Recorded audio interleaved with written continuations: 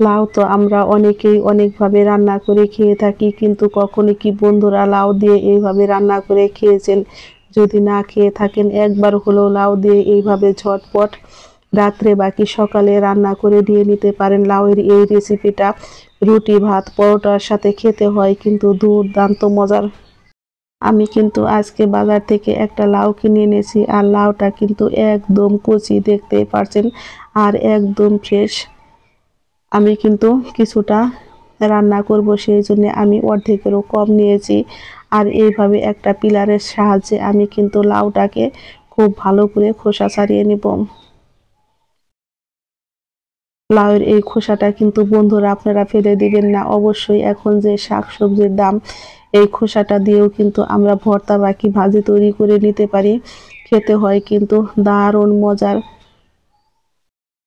আমি এখন লাউটাকে আবারও ছুরির সাহায্যে এইভাবে 3 ভাগে ভাগ করে নিব। আর এখন একটু মিডিয়াম সাইজের একটু মোটা মোটা করে আমি টুকরো করে নিব।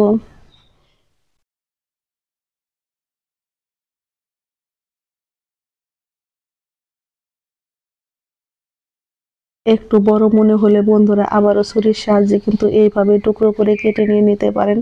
আমি কিন্তু লাউগুলোকে এইভাবে খুব সুন্দর করে এখন কেটে নিব। লাউটা আমি কিন্তু খুব সুন্দর করে টুকরো টুকরো করে কেটে নিয়েছি, আর একই রকম সাইজ করে কিন্তু কেটে নিলে লাউটা দেখতেও ভালো লাগে। এখানে নিয়েছি আমি 1 ইঞ্চি পরিমাণে আদা। আমি লাউগুলোকে কিন্তু একটা পাত্রে এখন তুলে নিব। লাউ দিয়ে এই মজার রেসিপি আপনারা কিন্তু ঝটপট তৈরি করে নিতে পারেন।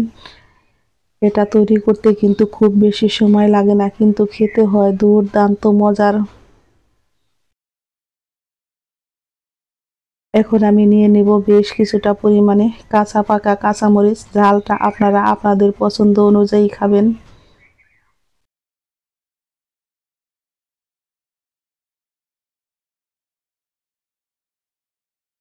আমি এইভাবে করে কিন্তু সমস্ত মরিচগুলো খুব সুন্দর করে কেটে নেব। কাঁচা পাকা 2 রকমের মরিচ দিলে কিন্তু সবজিটা দেখতেও কিন্তু অনেক সুন্দর দেখা যায়, বন্ধুরা দেখতেই পারছেন। আমি কিন্তু আদাটাকেও এইভাবে ছোট ছোট টুকরো করে কেটে নেব।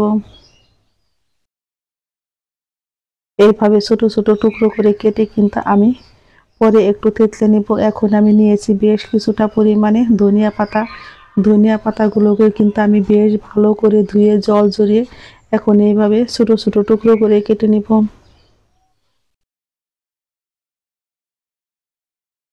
এই রান্নাতে কিন্তু বেশি মশলা লাগে না, খুবই অল্প মশলা দিয়ে ঝটপট রান্না হয়ে যায়। আজকে আমি কিন্তু মুগ ডাল দিয়ে লাউ রান্না করব বন্ধুরা। মুগ ডালটাকে কিন্তু আমি খুব সুন্দর করে ভেজে নিব। এখানে আমি 1 বাটি পরিমাণে ডাল নিয়েছি, আপনারা চাইলে আপনাদের পছন্দ অনুযায়ী নিতে পারেন। আমি যে বাটির ডাল নিয়েছি সেই বাটিরই কিন্তু 2 বাটি আমি জল দিয়ে দিয়েছি। জলটা আমার কিন্তু খুব সুন্দর করে গরম হয়ে গেছে। এখন আমি দিয়ে দিব ধুয়ে রাখা মুগ ডালগুলো। চুলার আঁচটাকে কিন্তু মিডিয়াম টু লোতে রেখে এখন আমি দিয়ে দিব 1.5 চামচ পরিমাণে লবণ। ঢাকনা দিয়ে ঢেকে কিন্তু আমি মিডিয়াম টু লো আঁচে ডালটাকে সিদ্ধ করে নিব। ডালটা কিন্তু দেখতেই পাচ্ছেন আমার বলক চলে এসেছে। এইভাবে সুন্দর করে কিন্তু আমি ডালটাকে সিদ্ধ করে নিব।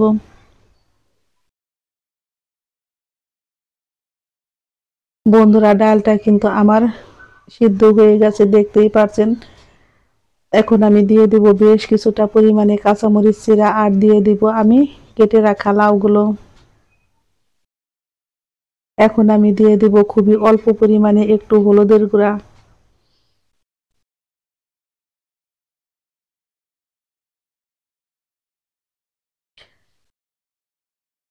আমি কিন্তু মশলাটা দিয়ে এইভাবে লাউটাকে ঢেকে ঢেকে রান্না করে নিব বন্ধুরা 5 থেকে 6 মিনিট। লাউ দিয়ে মুগ ডাল রান্না করতে কিন্তু বন্ধুরা খুব বেশি সময় লাগে না, খুবই অল্প সময়ে কিন্তু রান্নাটা হয়ে যায়। এর মধ্যে আমি দিয়ে দিব 1/2 চামচ পরিমাণে চিনি। লাউ রান্নাতে কিন্তু অবশ্যই একটু চিনি ব্যবহার করবেন, তাহলে দেখবেন খেতে হয় দুর্দান্ত মজার। আমার লাউটা কিন্তু সিদ্ধ হয়ে গেছে বন্ধুরা।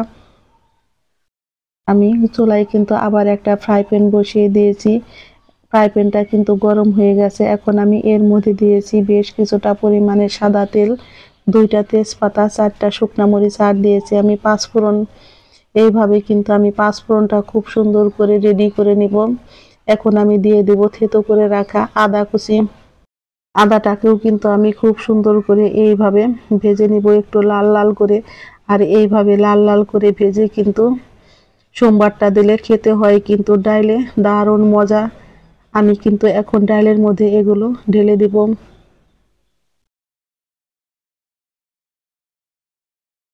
এইভাবে ফোড়ন দিয়ে ডাল রান্না করলে বন্ধুরা খেতে হয় কিন্তু দুর্দান্ত মজার।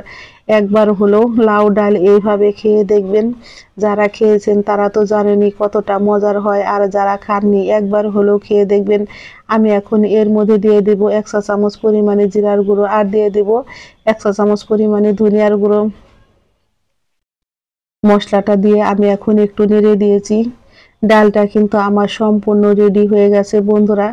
এখন আমি নামানোর আগে দিয়ে দিব খুবই অল্প পরিমাণে একটু ধনিয়া পাতা কুচি। আর লবণটা দেখে নিব ঠিক আছে কিনা। হ্যাঁ, আমার লবণটা একদম ঠিক আছে। ঝটপট তৈরি হয়ে গেল বন্ধুরা লাউ দিয়ে আমার মুগ ডালের এই রেসিপি। সকলেই ভালো থাকবেন, সুস্থ থাকবেন। আমি আবারও ফিরবো নতুন নতুন কোনো রান্নার রেসিপি নিয়ে। হ্যালো বন্ধুরা, সুলতা কুকিং রেসিপির পক্ষ থেকে সকলকে জানাই স্বাগত। এই পর্যায়ে আমার রান্নার রেসিপি একটু যদি ভালো লেগে থাকে অবশ্যই একটা লাইক করবেন, কমেন্ট করবেন, এবং যারা আমার নতুন বন্ধু আছেন তারা আমাকে একটা সাবস্ক্রাইব করতে ভুলবেন না। আমার নতুন এবং পুরাতন সকল বন্ধুদের জানাই আমি অসংখ্য ধন্যবাদ। ঝটপট তৈরি হয়ে গেল আমার লাউ দিয়ে ডাল রান্না।